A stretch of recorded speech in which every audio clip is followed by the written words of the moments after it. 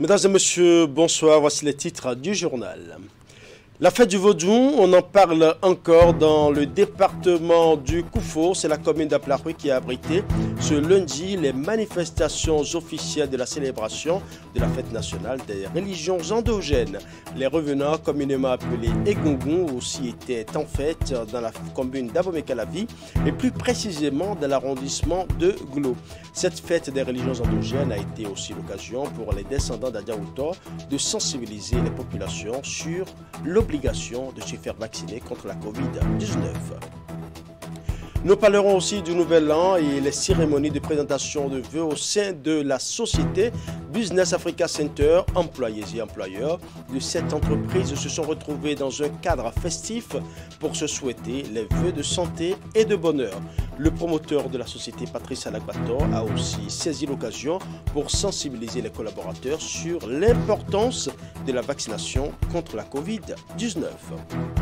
Dans ce journal, nous ferons également un clin d'œil aux responsables du club de football Lotto FC qui ont choisi la voie médiatique pour fustiger la gestion de l'arbitrage dans le championnat national de football. Le point de la conférence de presse donnée ce mardi 11 janvier et les révélations faites dans un instant. Voilà pour le titre, mesdames et messieurs, à nouveau, bonsoir. Dans le département du Koufo, c'est la commune d'Aplaroui qui a abrité ce lundi les manifestations officielles de la célébration de la fête nationale des religions endogènes. Placées sous le signe de l'unité, ces manifestations ont été l'occasion de prières pour la paix et la stabilité au Bénin.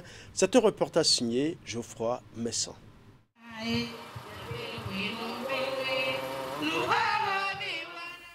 Lundi 10 janvier 2022, place publique du monument aux morts de la commune d'Aplaroui dans le département du Koufo. Sans grande surprise, elle est peu à peu prise d'assaut par des adeptes et dignitaires du culte vaudou et même des curieux. C'est en effet le jour J pour la célébration de la fête nationale des religions endogènes du Bénin et le lieu choisi pour abriter les manifestations officielles dans le Koufo.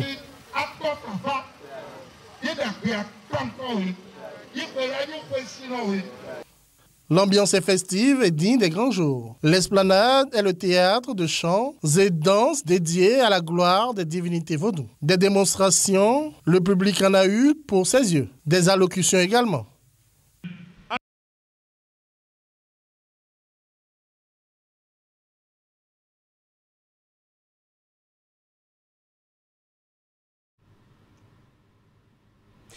Visiblement, quelques problèmes techniques avec cet élément, nous y reviendrons dans nos prochaines éditions. Et comme toutes les autres divinités, les Egungun étaient aussi, en fait, ceux de Glo se sont retrouvés au palais du ballet Otakpo à Yokpo pour prester devant un public motivé et enthousiasmé.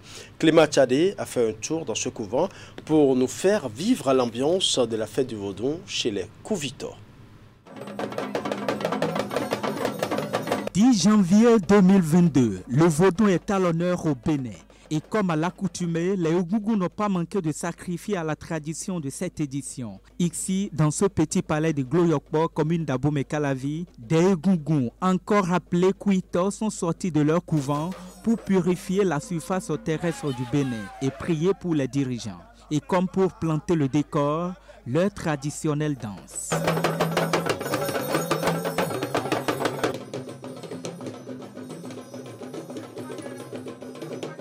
No mi ka no lawa gbe o mele ndo foto kun wa da gbe o foto yan wa no wa foto kun nu jo mu foto me tinye do ke ka bo ndo ko lo bo sole me mu ko mo yan de bo foto me ya nda gbe de no mo foto me support mi bo mi no foto kan mi no wiwe ji bo no foto de community ya ko me yi don we ma do foto kan bo le nous autres aussi yao maro vodu kon bo me wa dakanu nous autres o aro vodu kon mo wa dagbe no kwa honu me o se gbe o na nruru ologbojo baba egun na nruru kritole boye ton egbe bo dafo ayi bo na safo menu yanya no yin do ina kpo bi so yi bo dagbe na bi okwe bon a dogbe dako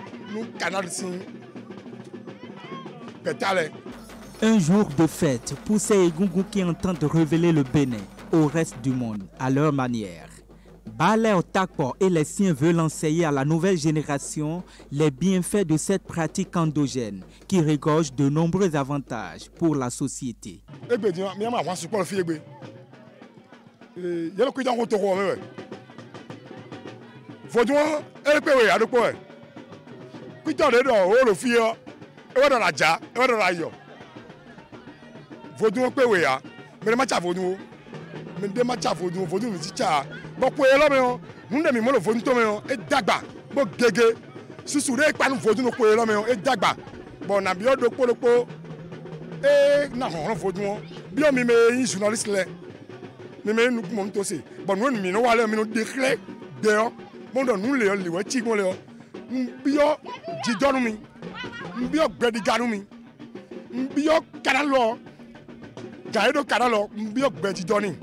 Après cette édition, les praticiens de Kuito mettent déjà le cap sur 2023 pour de nouvelles innovations qu'ils entendent apporter à la pratique et l'initiation au Egungun. Environ 2 heures de danse et de démonstration et le public invité se sent séduit par ce mystère incroyable mais réel. Une édition réussie que Balai Otakpo et ses éléments initiés veulent rééditer ici à Glo-Yokpo les années à venir.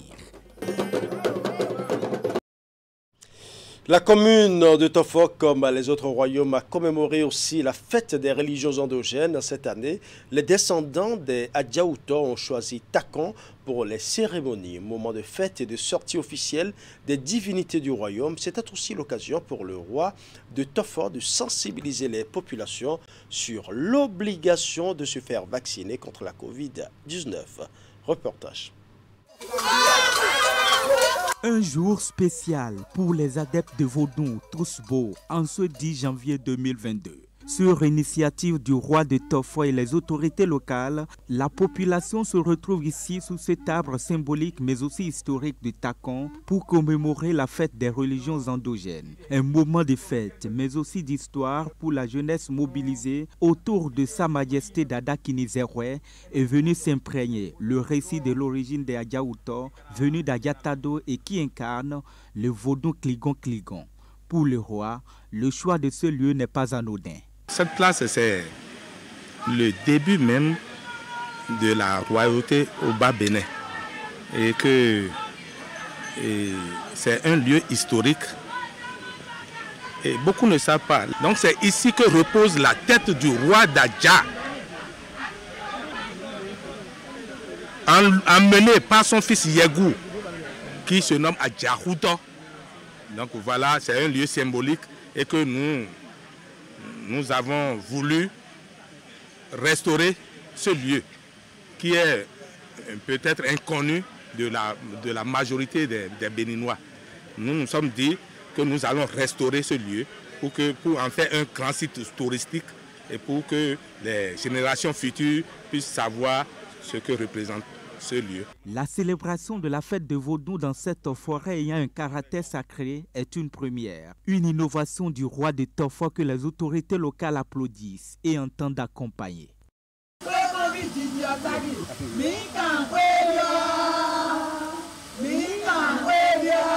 Ça se passe encore ailleurs. Mais vous avez préféré ces lieux-ci. Vous avez préféré ce lieu-là pour ces manifestations. Je remercie tous ceux qui ont fait le déplacement d'ici. Et particulièrement Sa Majesté le roi Kinizerwe, qui a décidé, contre vents et marées, de faire ces manifestations ici.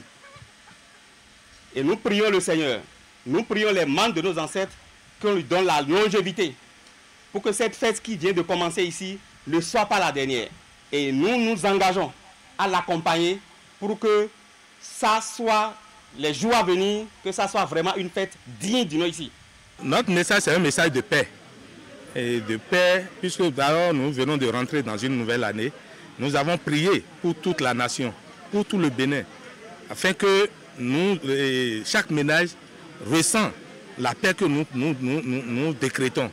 Nous avons demandé aux ancêtres à ce que la paix revienne au Bénin, que nous ayons l'intégrité territoriale, comme nous avons l'habitude de dire, que nous ayons ça afin que tout le monde soit heureux dans la République. Voilà le message que nous avons demandé aux ancêtres et qu'ils nous ont accepté, puisque tout à l'heure, les courriers ont révélé que ce que nous avons demandé, les ancêtres l'ont accepté. Au-delà d'une simple fête, Dak Inizekwe a voulu faire de cette première édition spéciale un moment de conscientisation de ces sujets qui n'ont pas encore compris le sens de la vaccination contre la Covid-19. Et pour être pragmatique, une équipe des agents de vaccination a été déployée sur les lieux pour administrer des doses aux populations qui ont enfin compris le sens de ces gestes qui sauvent. Après les prières et danses de toutes les divinités du royaume, le roi et les autres dignitaires de Takon et de Tofor ont immolé des bêtes au sens du sacrifice du royaume. Tout ceci pour implorer les dieux à accepter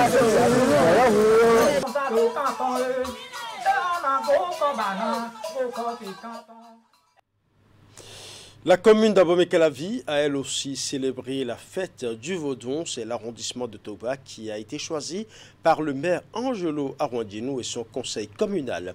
Ils avaient à leur côté celui qui a donné pour la première fois son cachet à cette fête devenue nationale, l'ancien président de la République, Nicéphore Dieudonné Soglo. Suivant. C'est sur ce site de l'arrondissement de Toba que le 10 janvier est commémoré dans la commune d'Abomey-Calavi. La plupart des adeptes des divinités ont répondu présents à ce rendez-vous annuel qui met en lumière les cultes endogènes au Bénin. À travers cette célébration de la fête de nos religions endogènes, nous sommes en train de valoriser notre richesse patrimoine culturelle et de faire de nos valeurs traditionnelles une vitrine pour le Bénin afin qu'il continue à se révéler au monde. Et grande est notre joie de constater l'engouement de notre population autour de cette fête. Tous les 9 arrondissements sont représentés et nous célébrons la richesse culturelle et culturelle de la commune d'Abomey-Calavi. Nous avons placé la fête de cette année sous le signe de la paix et de la concorde au niveau de notre commune, surtout au niveau de nos religions endogènes. Parce que rien ne peut se faire dans la discorde. C'est dans l'union que nous devons être forts. Et c'est dans l'union et dans la paix que nous pouvons promouvoir nos valeurs endogènes. La présence d'une personnalité, et pas des moindres à cette célébration, vient donner un cachet spécial. Il s'agit du président de la République honoraire, Nicéphore Dieudonné Soglo, qui est d'ailleurs l'initiateur de cette fête nationale des religions endogènes. C'est une fête de nos religions traditionnelles. Et même eux aussi. Nous sommes en même temps à une messe. Donc je suis très heureux de me trouver aujourd'hui parmi vous. Il m'a fallu lutter pour faire accepter que nous aussi, c'est vrai. Des prières pour la consolidation de la paix au Bénin, il y en a eu.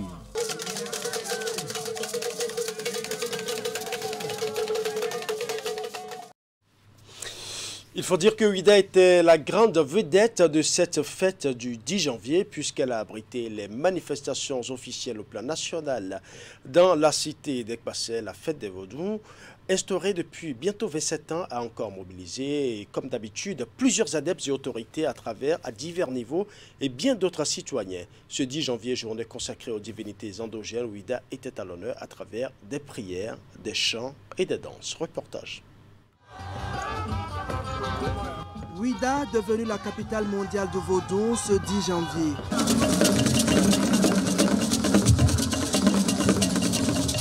La cité historique d'Ekbassé accueille les manifestations officielles de la fête dédiée aux cultes endogènes.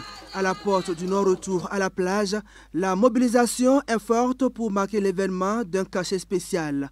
Adeptes, dignitaires, hommes des médias, autorités communales, préfectorales et gouvernementales, représentants du corps diplomatique, touristes et curieux, tous sont au rendez-vous. Ouida est à l'honneur au même titre que le vaudou vénéré ici. Ouida constitue donc une ville sanctuaire pour avoir été la porte d'entrée du christianisme au Bénin. Elle abrite d'ailleurs à ce titre une basilique de l'église catholique. Et aujourd'hui, Ouidah est riche de ces nombreux temples vaudous où les adeptes viennent se ressourcer et honorer leur dignité. Ouidah reste et demeure une ville universelle, la marque de la cohabitation harmonieuse et pacifique entre les religions de notre pays. Les divinités des différents couvents ont offert un beau spectacle au public à travers cette parade. Une dizaine de couvents, dont Zangbetor, Mamida, Gambala Koku, Baba Adangpoji, Zorwe et Bosikwanwe ont assuré. Pour le ministre du Tourisme, de la Culture et des Arts, la valorisation des religions traditionnelles endogènes reste l'une des clés du développement du tourisme et donc du Bénin.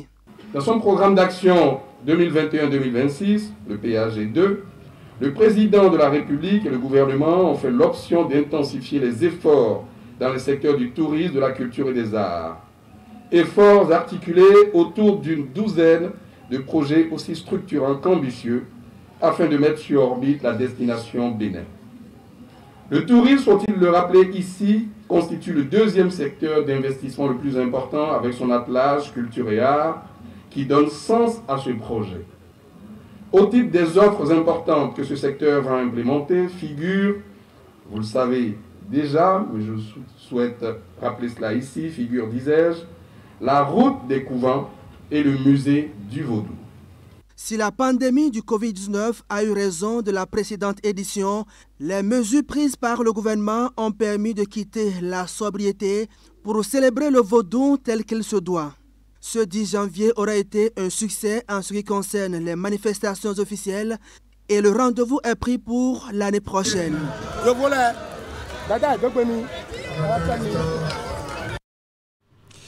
Parlons à présent de la cérémonie de présentation de vœux du Nouvel An au sein de la société Business Africa Center. Employés et employeurs de cette entreprise se sont retrouvés dans un cadre festif pour se souhaiter les vœux de santé et de bonheur. Le promoteur de la société, Patrice Alakpato, a saisi l'occasion pour sensibiliser ses collaborateurs sur l'importance de la vaccination contre la Covid-19. Les détails avec Teddy Goudalo. C'est une tradition pour Patrice Alakpato, promoteur de la société Business Africa Center et son personnel, de se retrouver chaque début d'une nouvelle année pour se souhaiter de bons vœux. Un moment d'échange entre employés et employeurs qui permet de jeter un regard rétrospectif sur les actions menées l'année écoulée et de repartir sur de belles perspectives. Monsieur le président directeur général de la société Business Africa Center, au nom de mes collègues, je voudrais ici saluer une fois de plus votre souci permanent de modernisation de la gouvernance et d'amélioration des conditions sociales pour faire de nos travailleurs un personnel motivé et dévoué au service de la société. Je vous souhaite santé. Santé pour tous. Santé pour toute votre famille. Après la santé, je vous souhaite une bonne conscience professionnelle. Patrice Alakpato, premier responsable de l'entreprise Business Africa Center, saisit l'occasion pour reconnaître les mérites de ses collaborateurs qui, durant les 12 derniers mois, ont donné le meilleur d'eux-mêmes. Il les rassure d'ailleurs de sa disponibilité et surtout de son engagement à jouer pleinement sa partition pour hisser haut l'étendard de la société. Le pays avance. C'est pour ça que vous êtes là. Dites-vous que si aujourd'hui vous êtes là, c'est grâce à Patrice Talon. Ne voyez pas surtout Patrice Alakpato. C'est le travail qu'il fait en haut là-bas qui donne ses fruits en bas ici. Soyez rassurés que nous ne ménagerons aucun effort pour mettre en œuvre les nouvelles orientations que vous nous donnerez, Monsieur le directeur général de la société Business Africa Center. Deux autorités municipales prennent part aux manifestations. Il s'agit des maires d'Aladar et Tofor qui, ensemble avec Patrice Alakpato, ont sensibilisé le personnel de Business Africa Center sur l'importance de la vaccination au Covid-19. Sur place, plusieurs hommes et femmes se sont fait vacciner grâce à ces agents de santé déployés sur les lieux. La lutte que nous faisons, ce n'est pas une lutte communale. Si c'était une lutte communale, vous ne me verrez pas ici parce que moi je suis le maire de la commune d'Alada. Mais c'est plutôt une lutte nationale. Puisque le mal que nous avons aujourd'hui, qui est la Covid-19, est un mal qui sévit et qui continue de sévir. Quelques employés qui se sont démarqués de par leur dévouement au travail au sein de la société durant 2021 repartent par la même occasion avec des lots d'encouragement. De quoi passer d'agréables périodes de fête. Nous allons à présent parler de la vie des partis politiques avec les députés Mathias Kouanou et Paulin Gbénou qui ont ensemble présenté leurs vœux de nouvel an aux 48 conseillers communaux du bloc républicain de la 20e circonscription électorale. Cette fête placée sous le signe de l'union et de la fraternité pour des victoires plus grandes a eu pour cadre la maison des jeunes d'Akpro Misrété. Reportage. Tous les conseillers communaux de la 20e circonscription électorale, estampillés bloc républicain, réunis autour de l'honorable Mathias Kouanou en ce début d'année. Mathias Kouanou, en bonne intelligence avec son collègue Paulin Gbénou, a voulu cette rencontre pour leur présenter les vœux, encourager et galvaniser la troupe pour les défis à venir. Que cette année 2022, soit pour nous tous une année de robuste santé, une année de prospérité et qu'on fasse tout pour passer des chiffons sur certaines choses. Aujourd'hui, si nous sommes là, c'est pour faire constater que le BR est debout et nous sommes ensemble comme un seul homme. Au-delà des vœux, les députés Mathias Kouanou et Paulin Gbénou ont prôné l'union au sein de la troupe au bloc républicain de la 20e circonscription électorale. Cette très belle initiative, il faut l'avouer, c'est parti de mon collègue Akoma et tout le monde a accepté. Si vous apprenez aujourd'hui comment le BR travaille pour s'enraciner dans les départements, dans les communes, vous serez heureux. Si on est unis, vous verrez que nous pouvons soulever une montagne, c'est Jésus-Christ qui l'a dit. Je pense que si nous sommes ensemble, mes frères, nous allons réussir, je peux dire à 100%, si nous sommes ensemble. Le BR est un grand parti bien structuré. Ceux qui veulent nous diviser n'atteindront jamais leurs objectifs. Parce qu'on sait qu'en faisant ça, le BR va recevoir un coup. Les conseillers communaux BR se sont sentis honorés par cette initiative de leurs responsables de la 20e circonscription électorale à qui ils ont formulé en retour des vœux. Des vœux aussi à travers vous, à notre formation politique, que les challenges qui se dressent devant nous adviennent et nous trouvent tous en bonne santé et en état de combat et de combativité pour que nous puissions, au terme des joutes, présenter des résultats qui marquent du progrès au sein de notre parti dans l'échiquier politique national. Les législatives de 2023 constituent le prochain challenge du Parti bloc républicain. Et c'est uni comme un seul homme que conseillers communaux et députés de cette formation politique comptent préparer cette échéance. Une information sportive pour parler de cette conférence de presse donnée ce mardi 11 janvier 2022 par les responsables du club de football Loto FC. Face aux hommes des médias, ils ont fait des révélations pour fustiger la gestion de l'arbitrage dans le championnat national de football. Nous allons suivre. Le ton est monté d'un cran dans le rang des responsables de Loto Popo. Face à la presse, le président du club, Gaston Zossou, dénonce l'arbitrage lors des matchs de la Ligue professionnelle du Bénin. Et la goutte d'eau qui fait déborder le vase est ce match contre Rodio FC, comme temps pour la 12e journée du championnat national. Il ne faut pas que ce soit de la fiction. Je vais resserrer l'entonnoir sur un fait de jeu. un vilain mercredi à Comé. Le stade était plein à craquer. Il allait y avoir une rentrée de touche. Alors, on voit sur les images un joueur, adversaire à nous, se positionner dans le dos de Moussa Gari et lui met un coup de tête sur la colonne vertébrale. Alors 4000 personnes ont vu, sauf les 4 arbitres, sauf les 4 qui savent décider et au moins punir le joueur pour ce qu'il a fait. Le comportement des arbitres est ce que fustigent ici les responsables du club champion en titre du Bénin. Plusieurs révélations sont faites à l'occasion de cet échange avec les journalistes. Toutefois, le rôle de l'arbitre est ce qui revient au premier plan. Et pour Gaston Zossou, c'est le maillon faible de la chaîne. Nous le savons tous, on nous l'a tellement répété, la force d'une chaîne dépend de son maillon le plus faible. Si nous sommes d'accord que l'arbitrage est aussi un maillon de l'efficacité, puisqu'il tient le verdict, le nôtre, il est faible. Il est gravement faible. Il est caporalisé, c'est-à-dire nos arbitres font leur carrière sous l'autorité des personnes qui sont aussi à la tête de clubs, qui sont dans la compétition, c'est-à-dire il y a des partis qui ont autorité sur le juge. Le but de cette sortie médiatique, selon le directeur général de la Loterie nationale du Bénin, n'est pas de faire un procès à un individu ou à une corporation.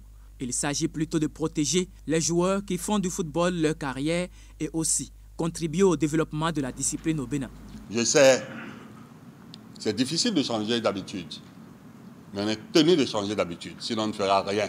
Même si le président de l'Autopopo reconnaît que le mal existe ailleurs, il estime que le mouvement sportif béninois doit se montrer au-dessus de ces actes qu'il qualifie d'immoral pour poursuivre l'aventure dans le nouvel élan enclenché pour le développement du football au Bénin. Voilà, ce sera tout pour ce journal. Merci pour votre aimable attention. Bonne soirée chez vous.